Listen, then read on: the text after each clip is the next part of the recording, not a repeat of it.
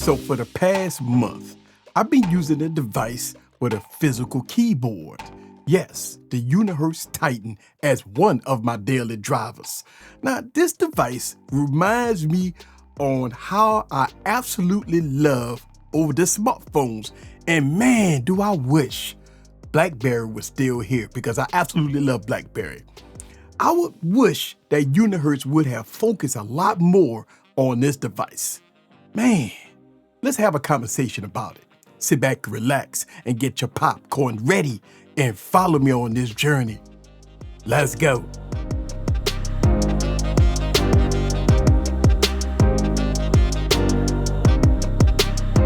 What's up, guys? This is Eric back with another video. So before I give you guys my thoughts about me using this device for about a month. Now, I've been having it for years, but I went back to it about a month ago. Before I give you guys my thoughts, let me give you some disclaimers. First, this is not a BlackBerry.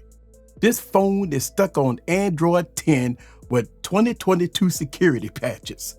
The cameras on this device is awful. The stills and videos is not that great here. Now, this phone is big and bulky. This device only have a 60Hz display with only 200 nits of peak brightness. Now, this phone has the MediaTek P60 processor, so it's an outdated mid-range processor.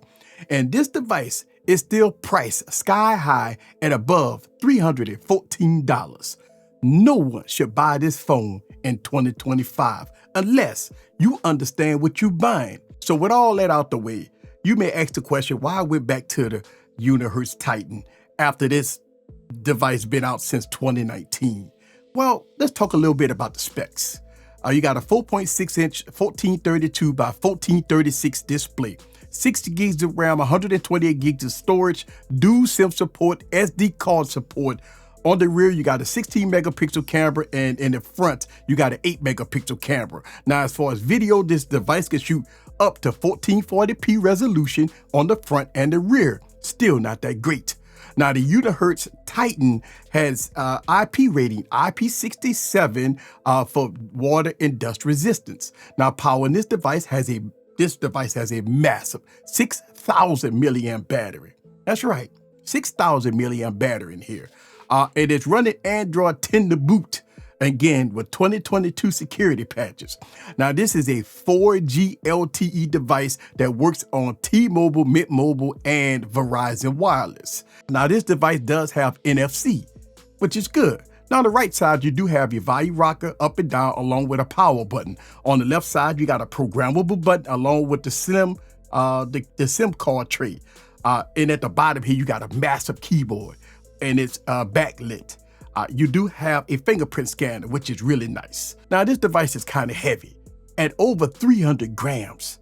So this is not a light device. It's big and bulky and heavy. And you know what? In 2025, you probably shouldn't buy it. But let's talk more about the performance. Again, the MT P60 processor with 6 gigs of RAM. It's great for typing documents, email, and browsing the web. It's fast enough for that. No issues with performance. Yes, you can play games if you want to, but with this aspect ratio, why play games on this device? But it's playable. Now, you won't get a fantastic experience, but games are playable on this device. Now, app opening does very good here with the occasional hiccups here and there. The viewing angles is very good. Displaying heavy web pages is okay. Now, as far as brightness, 200 nits, so it's okay for outdoor use. Again, 60Hz display, just so you know, we in 2025. So overall, the performance for what it's intended to be is very good. Now, this is not going to be a powerhouse. Remember, this device came out in 2019. So why use the Unihertz Titan in 2025? I mean, it's old, it's outdated, bad camera, 60Hz display, slow processor. Well, one of the reasons why is because of the keyboard. It's great for old school people like myself that absolutely love typing on a physical keyboard. The performance is good for emailing, documents, and browsing web pages. Now, this entire video script was typed on the Titan, and it was a very good experience. Now, this phone is not for everyone, This is not a gaming phone. This is not a phone for video editing. This is an outdated processor, right? But this phone is great for business purposes, cranking out emails and doing a lot of typing with a physical keyboard. Plus, the battery life is great. 6,000 milliamp battery. You could go days and days on a single charge. Plus, you have dual SIM support. So yes, you can rock 2 SIM cards and it works great. 4G LTE. Plus, you do have memory card support. So the Unihertz Titan is a device that you shouldn't buy. Now, with all that said, the people that I see in the communities absolutely love this device for what it's intended to do, typing emails and stuff like that. I do not have app compatibility issues right now with this device. And you can go to the App Store and update your apps for extra security. Nah, you don't want to put your banking app on here. It's a lot of things that you might not want to do on this device, but cranking out emails and typing on a physical keyboard, this device is great for that. Again, this is not a BlackBerry. This device right here, even though it's a 2019 phone that's stuck on Android 10, I do not have app compatibility issues with this device. Now, you got to remember, Unihertz do have the Titan Slim and the Titan Pocket. Now, these devices is more up to date with Android 11 and 12 and stuff like that. So if you want a more up to date device with Android 12 or maybe Android 13, these are going to be the devices that you might want to consider.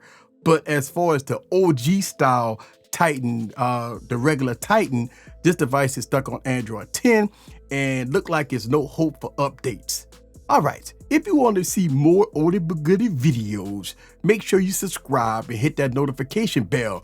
And I do have a playlist of all my Unihertz devices on my YouTube channel. I will leave that link down in the description below. This is the Tech Preacher. Leave your comments down below. Let me know what you think about the Unihertz Titan in all its glory. See you guys on the next video. Peace.